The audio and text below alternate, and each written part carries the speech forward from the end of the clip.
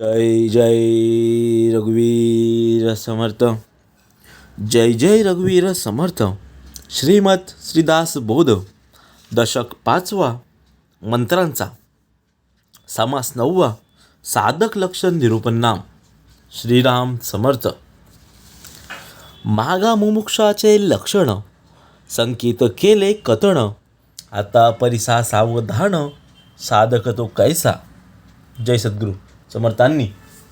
समास दशक 5वा मंत्रांचा आणि त्यामध्ये समास 9वा. साधक लक्षण निरूपण नाम. साधकाची लक्षणं सांगितलेली आहेत समर्थांनी दशक 9वामध्ये. ते आता आपल्याला श्रवण करायचे आहेत. समर्थ सांगतात की मागील समासात आपण मुमुक्षाची लक्षणं ऐकली होती आणि आता आपल्याला साधकाची लक्षणं आहेत. आता ती आपल्याला श्रवण करायचे आहेत. ते आता पुढे आपण पाहणार आहोत. अवगुणाचा करुणी त्याग जेने धरिला संत संग त्यासी बोली जे मग साधिक ऐसा.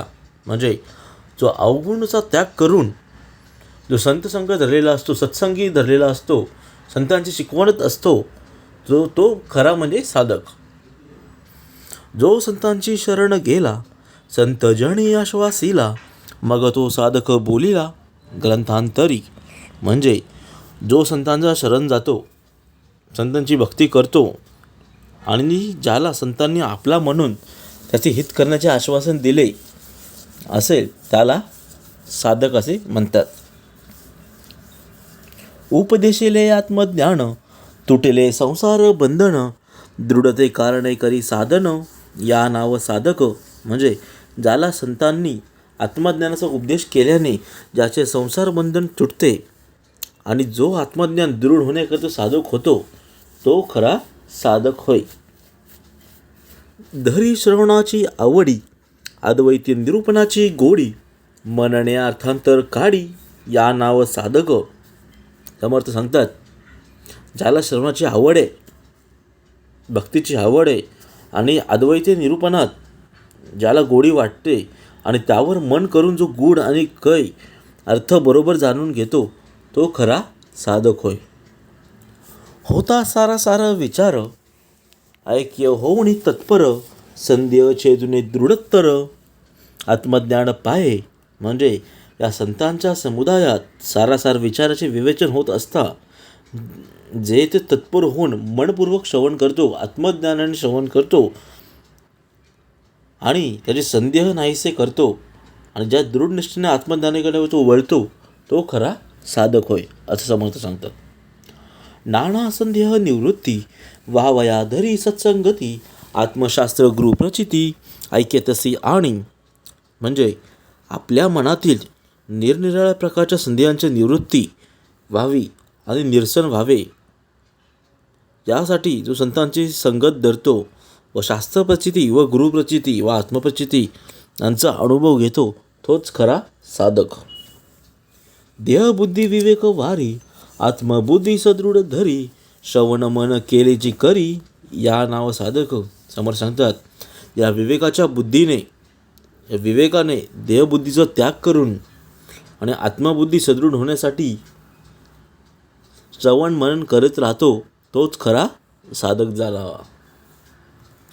विसंचुनी दृश्य भान दृढ धरी आत्मज्ञान विचारे राखे समाधान या नाव साधक.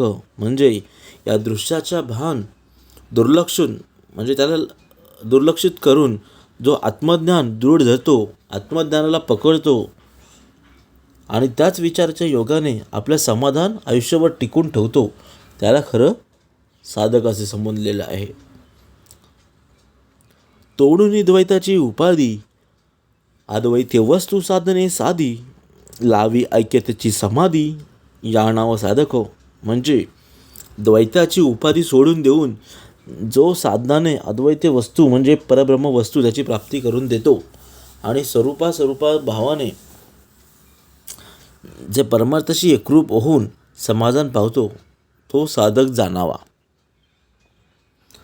आत्मज्ञान जीर्ण जर्जर त्याचा करी जीर्णोद्धार विवेक पावे पैल पार या नाव साधक. म्हणजे पूर्वी जीर्ण जर्जर असलेल्या आत्मज्ञानाचा जीर्णोद्धार होत असतो. जीर्णोद्धार करतो. आणि म्हणजेच त्या आत्मज्ञानाचे त्याला विस्मरण झाले होते ते जो परत विवेकाने प्रास करून अशा रीतीने भवसागरातून तो पहिले तिरास पोचतो त्याला साधक असं संबोधलेलं आहे. उत्तम साधूची लक्षणे अंगीकारे निरूपणे बळेची स्वरूपकार होणे या नाव साधक. म्हणजे अध्यात्म निरूपणात श्रवण केलेली उत्तम शास्त्री जी लक्षणे आहेत जी अंगी बांधतो अंगीकारतो आणि व त्या अभ्यासाने जी जो स्वस्वरूपाशी तदाकार होतो तो खरा साधक होय. असत्क्रिया ती सोडली आणि सत्क्रिया ती वाढवली स्वरूपस्थिती बळावली या नाव साधक. समर्थ सांगतात असत्क्रिया म्हणजे काय, वाईट कर्म त्याचा त्याग केला. आणि सत्क्रिय म्हणजे चांगली कामं जे अंगी बांधली अंगी वाढवली आणि प्रयत्नपूर्वक सत्क्रिया तो वाढवतच चालला आहे. आणि ज्याच्या योगी त्याची स्वरूपस्थिती अधिकाधिक दृढ होत चाललेली आहे. चांगले सत्कर्म त्याच्या अंगून घडत आहेत तो खरा साधक. अवगुण त्यागी दिवसेंदिवस करी उत्तम गुणाचा अभ्यास स्वरूपी लावी निज ध्यास ह्या नाव साधक.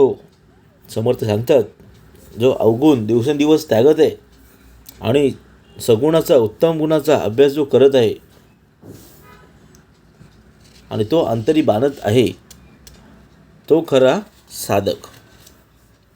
दृढ निश्चयाची बळे दृष्ट अस्ताची नाडळे सदा स्वरूपे मिसळे या नाव साधक. म्हणजे या दृढ निश्चयाच्या बळावरच विश्वाचे आकर्षण ज्याला उरत नाही आणि जो सदा स्वस्वरूपी ऐकत पावलेला असतो त्याला खरं साधकाचं संबोधलेलं आहे. प्रत्यक्ष माया अलक्ष करी अलक्ष वस्तू लक्षी अंतरी आत्मस्थितीच्या धारणा धरी या नाव साधक.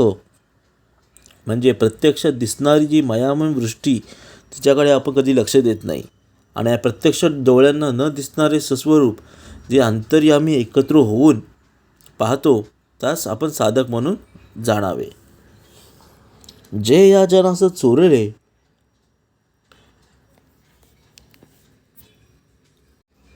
मनास न वसे अनुमानले त्याची जेणे दृढ केले या नाव साधक.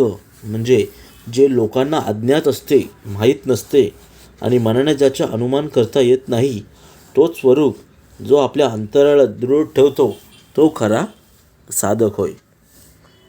जो बोलताची वाचा धरी जो पाहताची अंध करी ते साधी नाना परी या नाव साधक.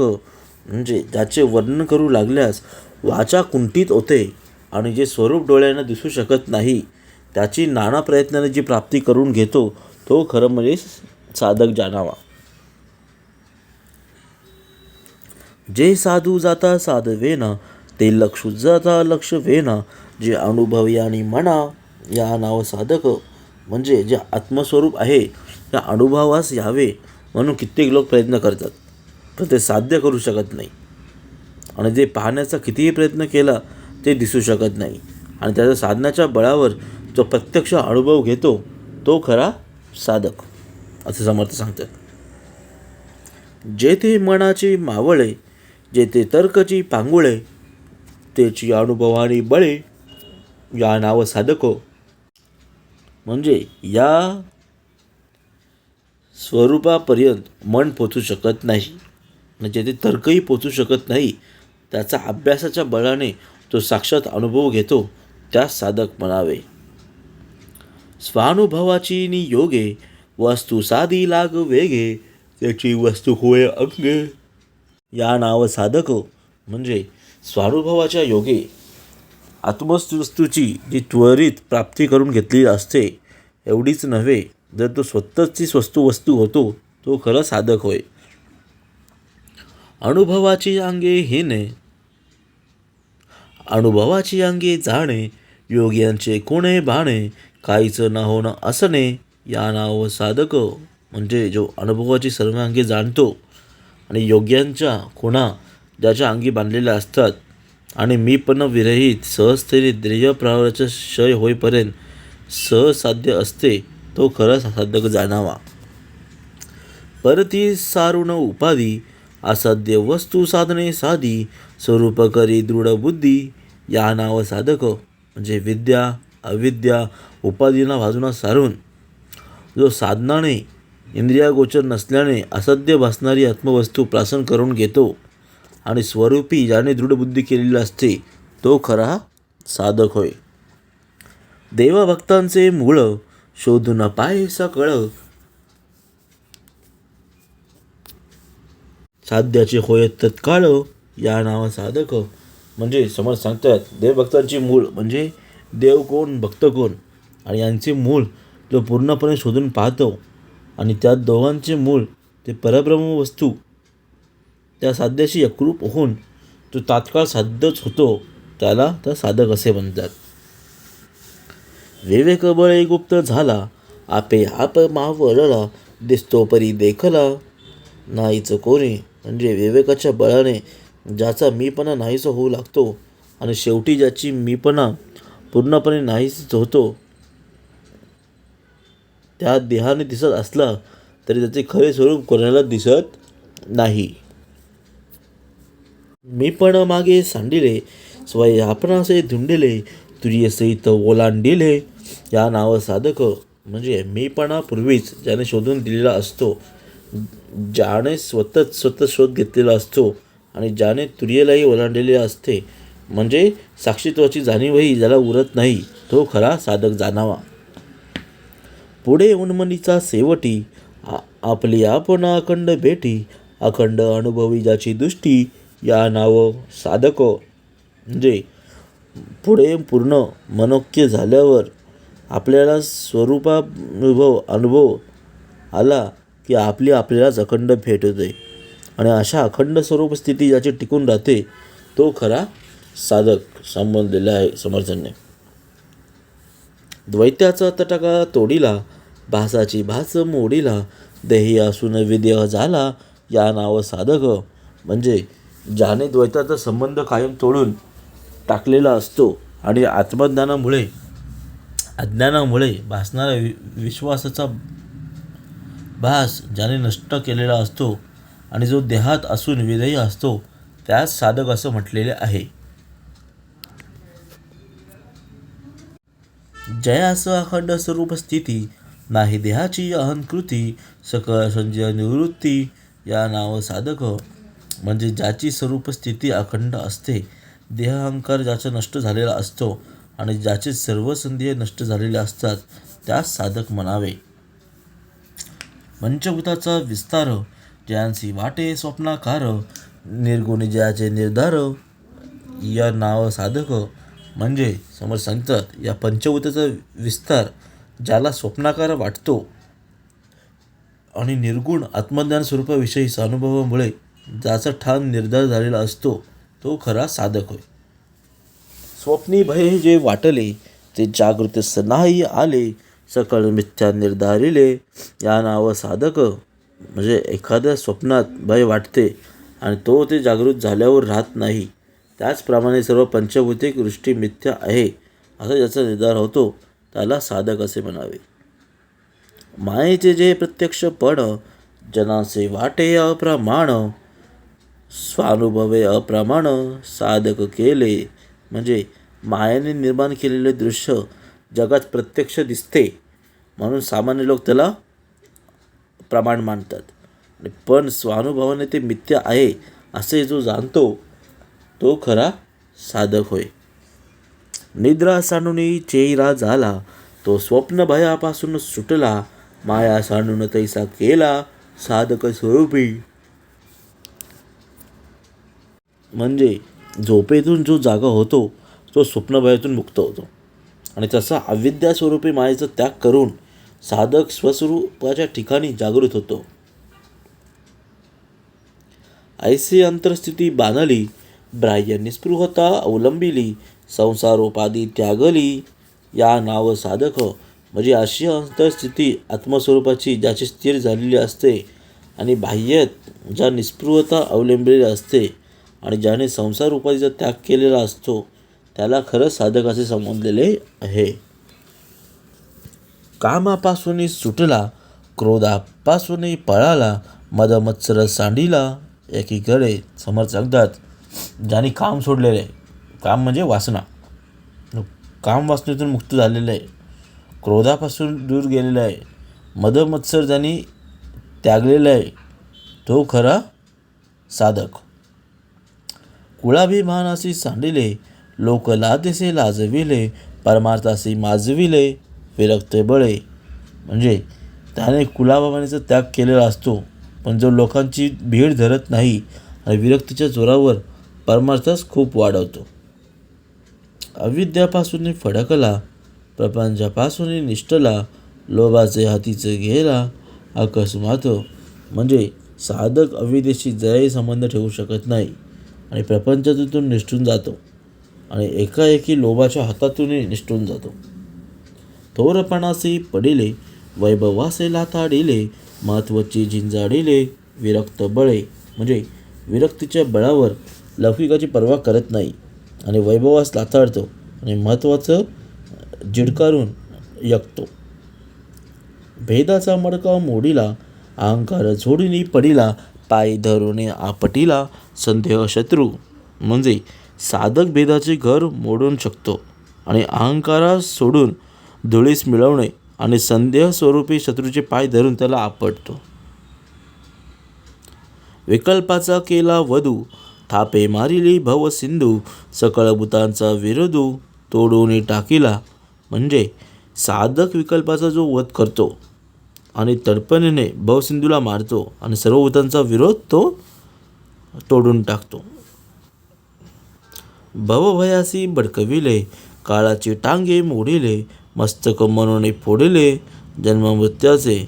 म्हणजे साधक भवभयाला नष्ट करतो आणि काळांची जंगे मोडतो. आत्मज्ञान झाल्याने जन्ममृत्यूच्या मस्तकावर आघात करून तो फोडतो. देहसमदावरी लोटला, संकल्पावरी उठला, कल्पनेचा घात केला, अकस्मात. म्हणजे देहबुद्धीचा नाश करतो आणि संकल्परहित होतो आणि त्या कल्पनाचंच करणे तो बंद करतो. अब्दाकासी ताडिले, लिंगदेहासी विमाडिले, पाषांडासी पछाडिले, विवेक बळे. म्हणजे साधक दृश्य भयाने जो ताडण करतो, लिंगदेहाल जिंकतो आणि विवेकाच्या बळावर पाखंडाचा नाश करतो. गर्वावरी गर्व केला, स्वार्थ अनर्थी घातला, अनर्थ तोही निर्धारिला, नीती नाही.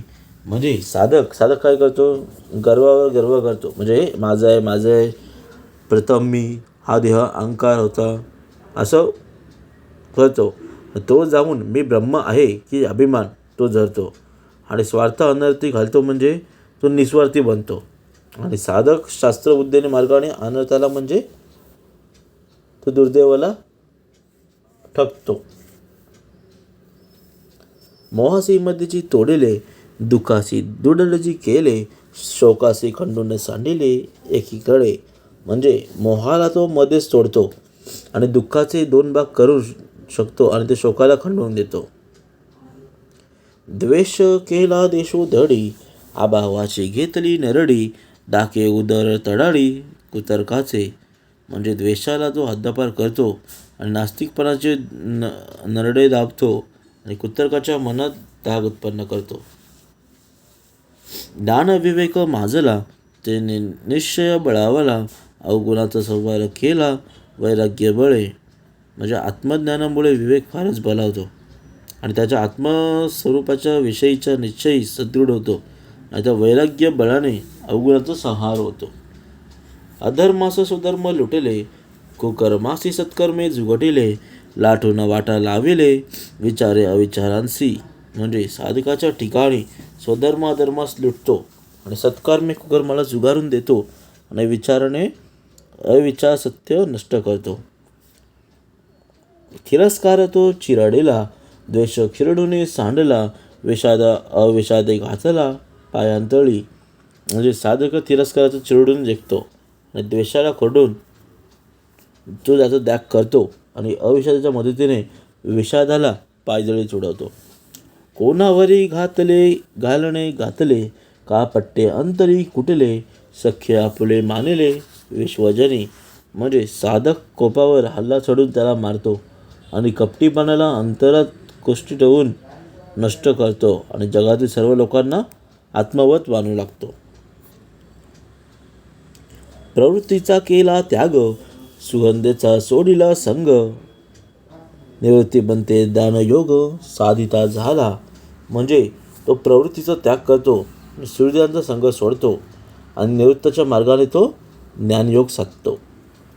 विषय मैदानची सिंतरले, कुविद्येसी वेडा लाविले, आपणाशी सोडविले आप्त तस्करापासून.